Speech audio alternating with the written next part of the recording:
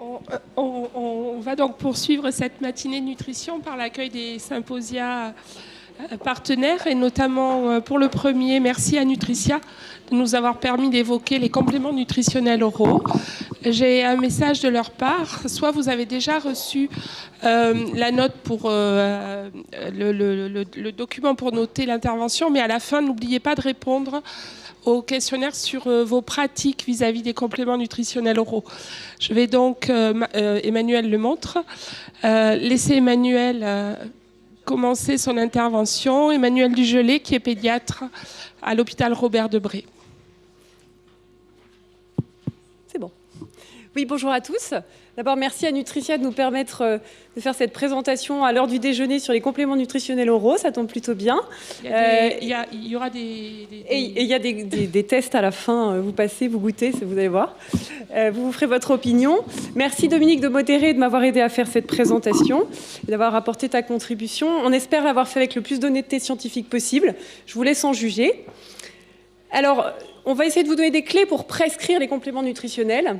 Et pourquoi je parle de prescription? Parce que les compléments nutritionnels oraux, c'est des DAD-FMS. Bien sûr, personne ne sait ce que c'est. Denrées alimentaires destinées à des fins médicales spéciales. Donc, ce sont des formules qui sont destinées à des enfants qui ont des pathologies et qui ont des besoins spécifiques qui ne peuvent pas être couverts par l'alimentation standard, en tout cas pas de façon suffisante. Alors, ces DAD-FMS, elles ne sont pas soumises aux réglementations pharmaceutiques, mais elles ont quand même des obligations réglementaires qui viennent notamment de certaines normes européennes, contrôlant en termes de pesticides, quantité de vitamines, minéraux, etc., un étiquetage précis. Et en tout cas, en France, le remboursement est possible avec un prix de vente limité au tarif LPP, on y reviendra. Alors, que dit l'HAS ? Alors j'aimais bien l'expression d'Alexandre Fabre hier, c'est un peu un filet à grosse maille, c'est-à-dire que c'est tout patient dénutri ou à risque de le devenir. Je vous laisse en juger. Je vous rappelle ici les 3 grands cadres qui correspondent à des risques de dénutrition, hein. La réduction des prises alimentaires, bien sûr, les risques d'absorption réduite, les malabsorptions, etc. Et puis toutes les situations d'hypercatabolisme ou d'augmentation de zones de stress catabolique, etc. Donc toutes ces étiologies-là peuvent aboutir à une dénutrition et peuvent entraîner des prises en charge nutritionnelles spécifiques. Comme c'est une prescription, il faut réévaluer la prescription, alors pas seulement avec les mesures anthropométriques, mais surtout avec l'observance et la tolérance des compléments nutritionnels oraux. Et c'est un petit peu un des messages qu'on va vous faire passer aujourd'hui. Alors vous avez tous probablement déjà vu cet arbre décisionnel sous une forme ou sous une autre. Celle-ci, c'est celle qui est proposée par la SFNCM, Société Française de Nutrition Clinique et Métabolisme. Avec, vous voyez déjà, un premier message, c'est que l'alimentation... Ah oui, non, c'est pas ça. C'est celui-là le pointeur, oui. Que l'alimentation enrichie se situe dans la même case de stratégie que les compléments nutritionnels oraux. Et vous avez, en cas de dénutrition modérée, avec des ingestats supérieurs à 2/3 des besoins, une proposition nutritionnelle qui peut être soit une alimentation enrichie, soit un complément nutritionnel oral. Et vous avez ces fameux patients à risque de devenir dénutris qui ont des ingestats diminués. Alors, je voulais quand même vous présenter cette étude qui est, à ma connaissance, la plus grosse étude qui a porté sur des compléments nutritionnels oraux pédiatriques. Alors, elle est publiée dans Nutrients. Je sais que certains d'entre vous considèrent que c'est, malgré un impact facteur positif, un journal qui peut avoir un biais de publication. Je ne rentrerai pas dans le débat. Et j'attire quand même votre attention sur le fait que c'est une étude qui a un sponsor industriel, puisque quand on regarde la liste des auteurs, c'est pour la grande majorité des gens qui travaillent chez Abbott Nutrition, qui vendent des compléments nutritionnels oraux, pas en France, mais voilà, je vous le dis en toute honnêteté. Alors, c'est quand même une méthodologie irréprochable, puisque c'est une méta-analyse, avec 11 études randomisées, 2287 enfants dénutris âgés de 9 mois à 12 ans, et ils avaient réparti les patients en 4 groupes. Alors 3 groupes interventionnels, complément plus conseil diététique seul, et un groupe pas d'intervention. Ce que montrent les auteurs, c'est qu'à 30 et 60 jours, on a une amélioration significative et donc précoce des mesures anthropométriques chez ces enfants dénutris avec le complément nutritionnel oral. En revanche, à 90 jours, cette différence, cette amélioration visible avec les CNO au départ disparaissait. Alors, l'overall forest plot de l'article est quand même en faveur de la prescription de CNO chez ces enfants. Et c'est de ça dont on va discuter. Alors, comment prescrire un complément nutritionnel? C'est un peu le vif du sujet aujourd'hui. Lequel, combien, comment? Alors, on va partir peut-être d'une vignette clinique. Et j'ai choisi un patient de 9 ans qui a une mucoviscidose avec un uléus méconial opéré qui ne pose plus de problème, qui n'avait pas eu de résection intestinale, une insuffisance pancréatique exocrine supplémentée, des multiples infections comme on le connaît chez ces enfants, avec une colonisation à Staph doré et déjà une primo-infection à Pseudomonas et une fibrose biliaire. Alors, pourquoi on a choisi un enfant qui a une mucoviscidose? Parce qu'en fait, c'est un enfant qui a tous les risques d'être dénutri, puisqu'il a une augmentation des besoins du fait de sa fonction respiratoire, des multiples infections, de l'hépatopathie, etc. Une maldigestion des graisses possible, malgré une opothérapie parfois bien menée, mais une insuffisance pancréatique exocrine qui peut entraîner une maldigestion des graisses. Et puis, une carence d'apport du fait de la toux chronique, des douleurs abdominales et de l'inconfort digestif qu'on connaît à ces patients. Donc c'est vraiment la dénutrition multifactorielle qu'on peut observer chez ces enfants. Donc vous voyez sa courbe de croissance avec un net infléchissement pondéral, ici une perte de déviation standard pour arriver à 21,9 kg à 9 ans. Et un critère de sévérité, d'après les dernières recommandations HAS sur le dépistage de la dénutrition, avec une atteinte de la taille et un enfant qui mesure 1,23 m et qui s'est très éloigné de sa taille cible génétique. Donc on a un enfant dénutri. La première étape, c'est d'évaluer ses ingestats. Alors vous me direz, ce n'est pas forcément évident quand on n'a pas de diététicienne avec qui travailler. Il y a différentes méthodes. L'idée, ce n'est pas de vous donner une méthode qui est mieux qu'une autre, mais c'est vrai que les méthodes prospectives sont quand même beaucoup plus fiables. Et ça a été démontré, de laisser aux parents remplir les calendriers nutritionnels pendant les repas des enfants plutôt que de faire appel à leur mémoire. L'échelle analogique visuelle ou verbale, même chose, c'est un bon outil. C'est déjà peu utilisé en pédiatrie, mais c'est surtout bien quand c'est en prospectif. Donc ça, c'est un exemple de tableau pour recueillir les ingestats. Et à partir de là, nous, on avait estimé les besoins de cet enfant à 2100 calories, compte tenu de sa pathologie, de l'augmentation de son travail respiratoire, etc. Et merci d'ailleurs aux diététiciennes de Lille pour ce tableau. Voilà un petit peu les ingestats de notre patient, avec, vous voyez, donc des repas structurés, 2 repas bien consistants le midi et le soir, mais au total, 1330 kilocalories, donc 65% des besoins estimés. Donc on est dans le tableau de tout à l'heure, un enfant dénutri qui est à peu près à 2/3 de ses apports. Donc on est autorisé à faire une prise en charge nutritionnelle qui peut consister soit en un enrichissement, soit en la prise de compléments nutritionnels. Alors par exemple, l'enrichissement, quels sont les avantages, quelles sont les limites? L'avantage, c'est que ça permet de maintenir la structure des repas et de continuer l'alimentation variée et la diversité sensorielle, on y reviendra tout à l'heure. Les limites, c'est qu'en général, avec un enrichissement, on a du mal à obtenir plus de 400 calories d'ajout énergétique par jour, avec un temps de préparation qui est quand même allongé pour les parents et parfois un effet satiété. Quand on enrichit énormément l'alimentation, ça peut entraîner un arrêt plus précoce du repas. Alors comment est-ce qu'on enrichit? On propose des aliments à forte densité énergétique comme les féculents. On peut concentrer le lait pour les enfants qui sont en lait artificiel ou proposer du lait entier. On ajoute des matières grasses, des huiles végétales riches, équilibrées, oméga 3, oméga 6, je ne reviens pas sur ce qui a été dit hier, et un dessert systématique plutôt énergétique.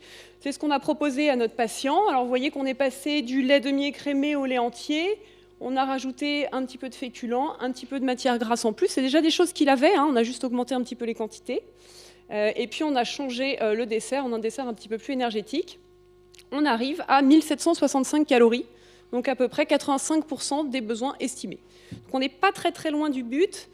Bien sûr, dans le contexte de la mucoviscidose, il faut penser à ajuster les extraits pancréatiques.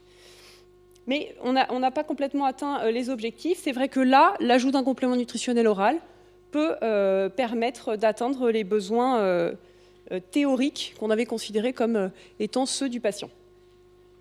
Alors, les compléments nutritionnels oraux, quels sont les avantages, quelles sont les limites? L'avantage, c'est que c'est une utilisation simple. Effectivement, on prend une bouteille, on l'ouvre, il n'y a pas vraiment de préparation. Pour les familles, c'est parfois un petit peu plus simple. On va voir que c'est la solution de facilité qui peut être un peu le revers de la médaille, mais en tout cas, c'est beaucoup plus facile à mettre en œuvre. Et il y a une maîtrise parfaite des apports. Je pense à tous ceux qui consultent sans diététicienne. C'est vrai que quand ils prennent un complément nutritionnel oral, on peut avoir exactement la quantité qu'ils ont pris. C'est plus facile parfois que de faire un relevé d'Ingesta, et encore quand il est bien fait. C'est pas toujours évident. Donc, et puis il y a aussi un apport non négligeable en vitamines et oligo-éléments qui sont obligatoirement présents dans les compléments nutritionnels oraux. Donc ça, c'est des éléments intéressants qui peuvent être en faveur de la prescription d'un complément nutritionnel oral. Les limites, c'est qu'il y a un vrai risque de lassitude qui s'installe. Je pense que tous ceux dans cette salle qui ont déjà prescrit des compléments nutritionnels savent qu'au bout d'un moment, c'est parfois difficile et il faut penser à varier les goûts, les arômes, les textures en fonction des préférences de l'enfant parce qu'il peut y avoir ce phénomène de lassitude. Le gros message de cette diapositive, c'est que les compléments nutritionnels doivent rester des compléments. Ils ne doivent pas remplacer les repas, comme on peut le voir parfois chez certains enfants. Ce n'est pas destiné à remplacer une alimentation diversifiée. Il y a aussi cette perte de diversité sensorielle, on y reviendra, et puis un coût. On va voir aussi que les compléments nutritionnels ne sont pas toujours remboursés, en tout cas pour l'instant. Alors, petite parenthèse puisqu'on avait pris un patient qui a une mucoviscidose, je voulais vous rapporter quand même 2 études, dont une Cochrane. Donc la Cochrane est censée fournir des données probantes. Donc, ils ont étudié 131 patients, adultes-enfants, mais vous voyez que sur les 131, il y a quand même 102 enfants qui sont issus de l'essai Calico des Britanniques, qui montrent donc que les compléments versus l'enrichissement n'apportent pas, enfin, ont une efficacité similaire en cas de dénutrition modérée. Et vous voyez que ici, à 12 mois, donc ça c'est l'indice de masse corporelle ici, et à 12 mois, en fait, il n'y a pas de différence entre les CNO et l'enrichissement. Alors l'Europe est plus modérée et considère que les CNO doivent être envisagés lorsque la guidance diététique n'est pas suffisante, avec une réévaluation régulière de la prescription. Donc vous voyez que tout n'est pas tranché. Et je pense que c'est des discussions qui doivent avoir lieu entre vous, les diététiciennes, les parents. Il faut s'adapter à la situation de l'enfant et de la famille. Donc c'était quelques éléments de réflexion que je voulais porter à votre connaissance. Alors en pratique, qu'est-ce qu'on a à notre disposition ?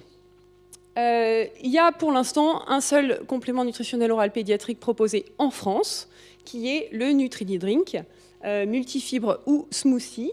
Donc ce sont des produits qui sont, on va rentrer un peu plus dans le détail, mais qui ont à peu près entre 6 et 8 grammes de protéines pour 200 millilitres, qui ont un apport, on va le revoir aussi, en calcium d'à peu près 168, enfin en gros 170 mg pour 200 millilitres, et en fer de 3 à 2 mg pour 200 millilitres. Je rappelle que ce sont des produits qui doivent être prescrits en complément d'une alimentation diversifiée et variée. Alors en Belgique, si je ne me trompe pas, mais les Belges pourront confirmer dans la salle, il y a, il me semble, un complément nutritionnel que nous, on n'a pas en France, disponible en France, qui est le Frébini Énergie. Alors, je suis autorisée par le laboratoire Nutricia à vous dire qu'avec les discussions actuelles avec les experts de l'HAS et les autorités, il est a priori, en tout cas, Nutria est confiant pour un remboursement de ce produit cet été, à partir de cet été. Donc ça, c'est la bonne nouvelle. C'est actuellement le seul CNO pédiatrique qui a l'autorisation à partir de 1 an. Alors, les compléments nutritionnels adultes dont on dispose, alors ils sont de 3 grands types. On les a classés ici en hyperénergétiques, les crèmes et les hyperprotidiques. Et vous voyez que ce qui est essentiellement différent, c'est l'apport en protéines. Les apports en calcium et en fer sont pas très différents entre les CNO pédiatriques et les CNO adultes. Donc les grands messages de cette comparaison, c'est que les CNO pédiatriques sont quand même plus adaptés aux besoins en protéines de l'enfant et qu'il y a surtout moins cet effet satiété quand on a des CNO très riches en protéines, les CNO adultes, qui peuvent avoir une palatabilité très particulière en bouche parce que c'est l'effet satiété des protéines qu'on connaît et donc il y a quand même une observance qui est meilleure avec des CNO pédiatriques. Concernant les CNO adultes, on peut être amené à les prescrire à partir de l'âge de 3 ans. Attention, vous avez vu, ils ne sont pas tous équivalents, hein. Ça peut aller jusqu'à 20 grammes de protéines pour 200 millilitres. Et en pédiatrie, on va préférer plutôt les CNO type lacté ou type crème, notamment pour l'apport en calcium, et éviter plutôt les types jus ou hyperprotidiques. Alors, pour une bonne prescription, il faut une bonne observance. Pour une bonne observance, il faut être en partenariat avec l'enfant et la famille, je vous l'ai dit. Donc, pour faciliter l'observance, quelques conseils. On peut donner le CNO de façon fractionnée, frais ou tiédi. Il y a certains arômes qui peuvent se rafraîchir, d'autres qui peuvent se tiédir. Adapté aux préférences de l'enfant, aux arômes, et pas hésiter à varier. Il faut savoir que le pharmacien en France, en tout cas, a le droit de changer le complément nutritionnel oral, qui peut être différent de celui que vous avez marqué sur l'ordonnance. Donc, si vous voulez un complément précis, il faut préciser qu'il est non substituable. Les arômes neutres aussi peuvent être parfois utiles.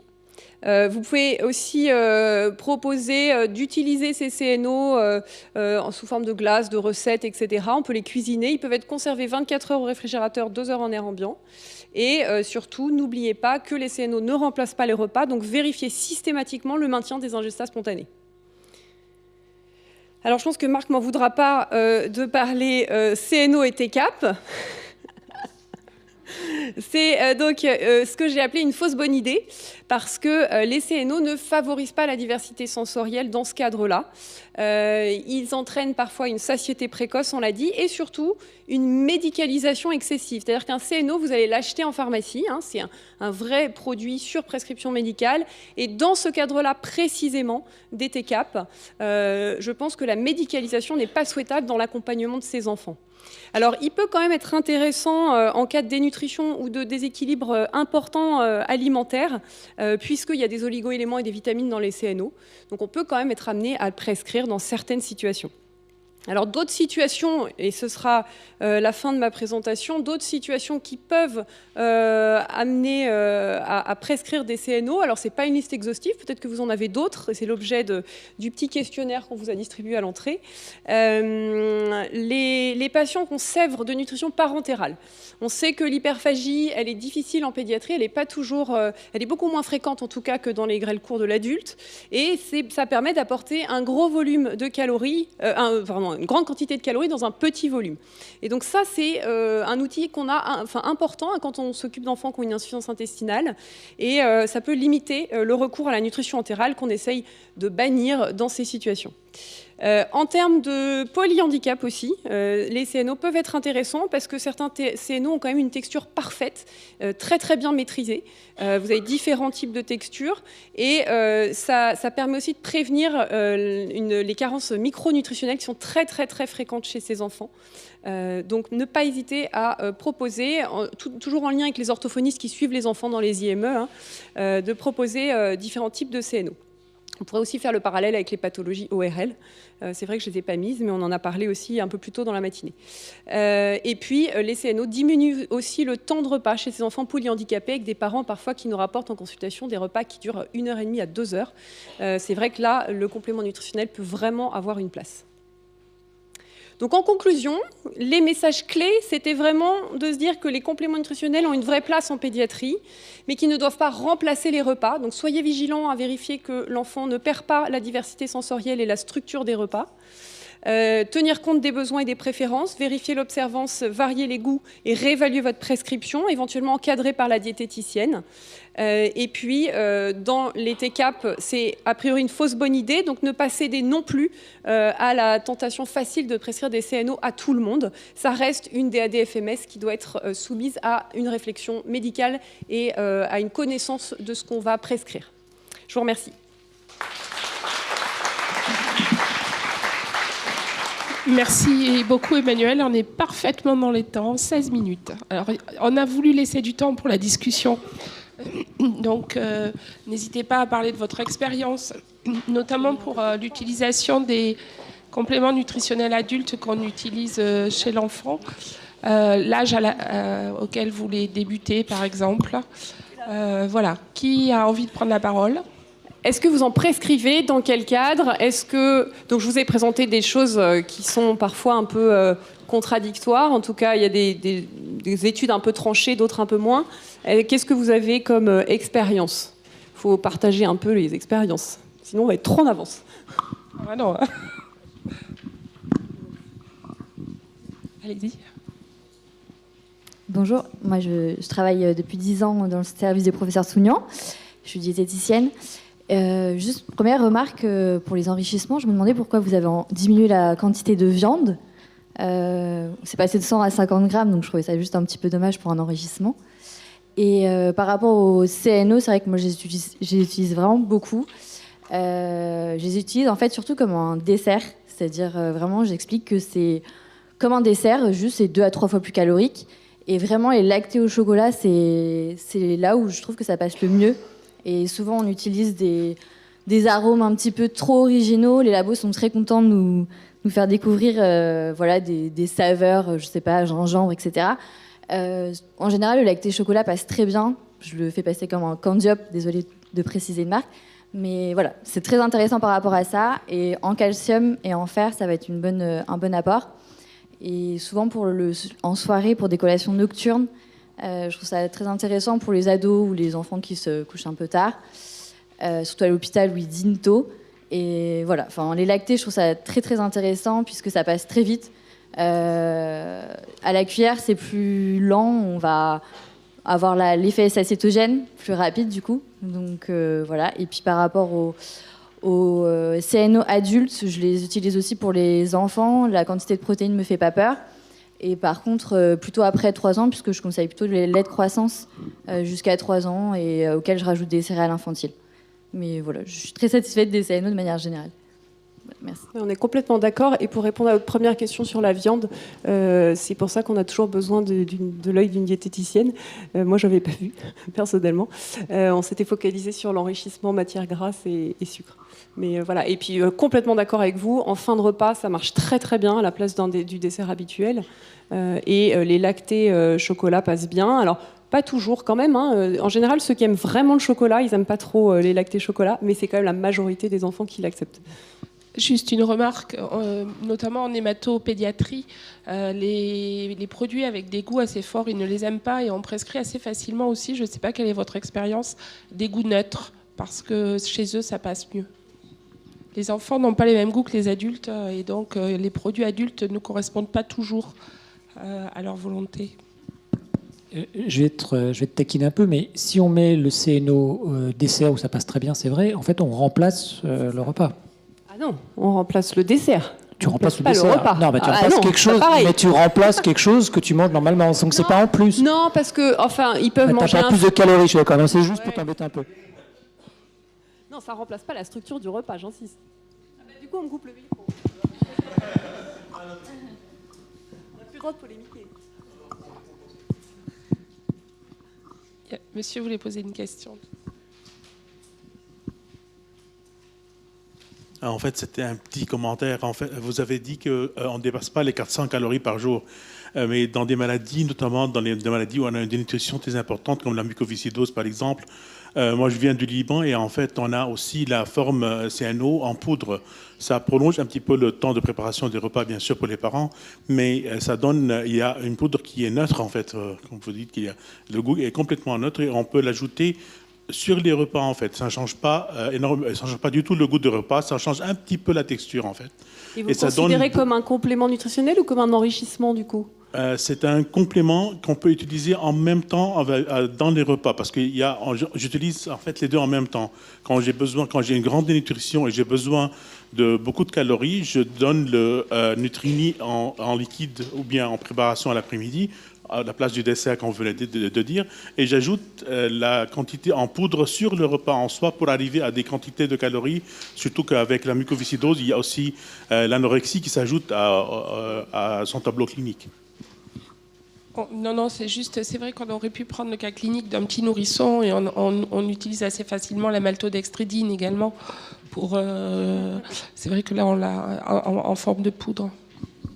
Oui, mais voilà, la poudre, ça peut être plutôt considéré comme un complément. Ce qu'on disait sur les 400 calories, c'est que c'est vrai qu'avec juste un enrichissement en rajoutant de la matière grasse, chez un enfant qui a déjà une structure de repas, entrée, plat, dessert, c'est difficile d'atteindre plus de 400 calories. Enfin, moi, j'ai jamais observé d'enfants qui arrivaient à dépasser ou avoir 500 ou 600 calories en plus juste en rajoutant de la matière grasse. Mais ce qui est sûr, en fait, c'est que si on ajoute énormément de calories avec les CNO, on va arriver aussi à louper un repas aussi. Ça, c'est le risque. C'est exactement ce que je voulais en fait vous montrer. C'est qu'il faut vraiment avoir une prescription raisonnée de ces compléments nutritionnels pour ne pas arriver à remplacer un repas ou à faire sauter le repas suivant. Typiquement, si on le donne en dessert à midi, il ne faut pas que le goûter saute. Ça, c'est... J'aurais aimé avoir votre avis sur la durée de prescription. Est-ce que vous arriviez à les laisser longtemps et quelle est votre expérience sur le temps d'acceptation de ce type de complément? Ça dépend de la maladie, au premier rang. Oui, c'est vrai, probablement.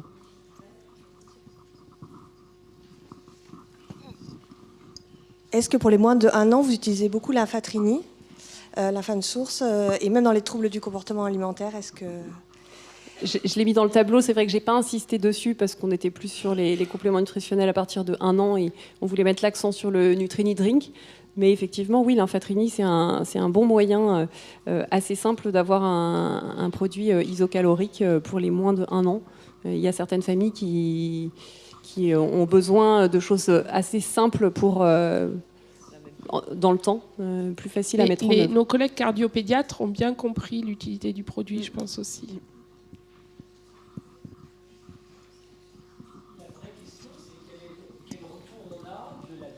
D'acceptation par les... Quelle durée on a de... quelle mesure objective de durée de consommation? Il y a plus de données chez l'adulte. Oui, non, chez l'adulte, oui. Chez l'adulte, mais même chez l'adulte, la distribution, oui. la consommation par rapport à la distribution, c'est deux choses différentes. C'est vrai que avec le temps, il y a une perte d'observance, clairement. Moi, par expérience, j'ai l'impression que ceux qui vont l'accepter, on peut leur prescrire presque 1 an, 2 ans. Ils vont toujours le prendre à leur petit-déj ou leur goûter. Puis il y en a, ils vont le prendre un mois, mais... Il y en a qui sont très très dépendants. Et puis si on arrive à trouver un bon équilibre, en fait, si l'indication est bonne au départ, qu'on arrive à trouver un équilibre sans modifier finalement la structure des repas et sans impacter la vie quotidienne, je pense que ça peut être bien accepté. Moi, j'ai quelques patients qui suivent des compléments depuis longtemps. Mais globalement, dans la population pédiatrique, je ne saurais pas te répondre. Moi, je n'ai pas trouvé d'études bien menées avec des effectifs suffisants pour répondre à cette question. Juste une question, selon votre expérience, moi j'utilise bien les compléments nutritionnels, mais juste j'ai vu que pour l'osmolarité, c'est assez élevé l'osmolarité des compléments nutritionnels, ça peut arriver à 600, et donc par rapport à votre expérience de la tolérance, des douleurs abdominales après les compléments, des vomissements, est-ce que vous avez d'expérience particulière par rapport à ça? C'est surtout les CNO adultes en fait, parce que les CNO pédiatriques ne posent pas tellement de problèmes. En termes de tolérance digestive, j'entends. Okay. Je ne parle pas des hyperprotéinés adultes. Quoi. Il y en a pas mal qui le prennent aussi en fractionné, finalement. Ils ne prennent pas d'emblée toute la quantité.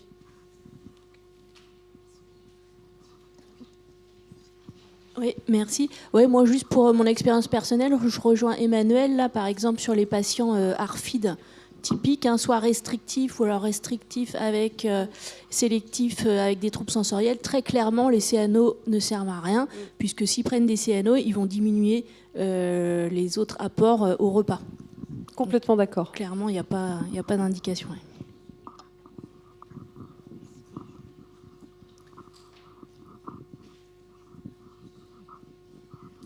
Moi, j'ai juste une remarque par rapport aux pharmaciens qui peuvent remplacer un peu comme ils veulent, entre guillemets, les compléments. Moi, je me suis retrouvée avec des compléments qui étaient du coup hyper protéinés, 2 fois plus caloriques. Enfin, ils ne remplacent pas en fait par quelque chose d'équivalent. Et je ne pensais pas que ça, ils pouvaient. Oui, moi je me suis fâchée plusieurs fois avec des pharmacies, bon, gentiment, hein, mais parce que je trouve anormal de remplacer par des produits qui n'ont quand même pas du tout la même. Alors effectivement, les protéines c'est pas forcément le plus grave, mais c'est quand même pas normal de remplacer par des produits qui sont pas du tout, qui n'ont pas du tout la même composition.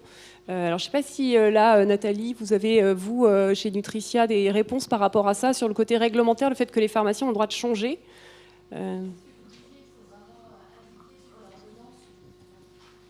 C'est ce que vous disiez tout à l'heure dans le topo, il faut vraiment indiquer sur l'ordonnance avec non substituable, ce qui permet aux pharmaciens de se dire non, c'est vraiment celui-là. Et la difficulté, c'est qu'ils puissent avoir les connaissances pour substituer avec un produit d'une composition semblable. Et souvent, ce n'est pas le cas. C'est l'expérience que vous partagiez avec une substitution avec quelque chose de beaucoup plus protéique ou énergétique. Ce que je fais maintenant, c'est que j'écris la liste de tous ceux que je pense bien pour l'enfant. Ça prend un peu de temps, mais c'est souvent les diètes qui le font. Et je dis de ne pas sortir de cette liste. Mais bon, c'est un peu fastidieux. Il faut leur proposer aussi aux parents de prendre de petites quantités parce qu'ils peuvent se retrouver avec des stocks à la maison après qu'ils ne vont pas utiliser non plus. Et qu'est-ce que vous pensez des biscuits hypercaloriques, hyperprotéinés, notamment la gamme Délical par exemple ? Moi, j'en ai pas du tout l'expérience, j'en prescris jamais chez l'enfant. Je sais pas, je vais pas te répondre. En muco parfois, mais en termes de palatabilité, je suis pas sûre que ce soit ceux qui passent le mieux chez les enfants. Si quelqu'un a l'expérience de prescrire ce type de complément, on veut bien. Après, il y en a qui prennent des soupes, par exemple aussi. Hein, pas beaucoup sur la gamme en pédiatrie. Hein. Mais voilà, il y aura toujours l'exemple le cas unique. Oui, c'est ça. Là. Sur le choix des goûts, en fait, la sécurité sociale suisse, je crois, il livre un kit de dégustation initialement, ce qu'on n'a pas du tout à l'équivalent chez nous. C'est vrai que les diététiciennes passent beaucoup de temps au début quand on prescrit pour essayer d'identifier ce que l'enfant... Tu as lu des études sur finalement l'acceptabilité, les préférences alimentaires selon les différentes catégories de CNO ? Non. Et puis, dans les pays, on n'a pas les mêmes non plus. C'est un peu compliqué. Vous voyez, en Belgique, on en a... On n'a pas les mêmes marques non plus, c'est compliqué, je pense. Pas chez l'enfant, en tout cas. Voilà, je pense qu'on a tenu notre temps. Merci à tous. On va laisser la place à nos collègues.